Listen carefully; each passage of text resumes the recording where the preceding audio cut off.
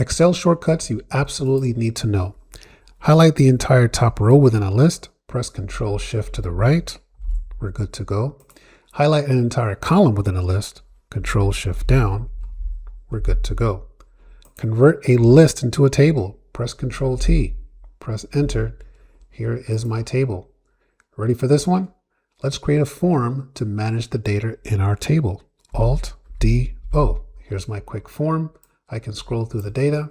I can create a new one. I can delete one, or I can go ahead and modify one as well. Here's a big one, creating chart visuals. Press Alt F1 on your keyboard. It gives you the best recommended chart. I can go ahead and give it a nice quick design, and I'm good to go. Here's a big one, combining names from one cell into the next. Let's go ahead and use flash fill. I'll type the first and last name in here. Olson, comma, space, Kara. On the next line, I'll press Control E, and there you go. It's taking care of the rest of the names for me. We are good to go.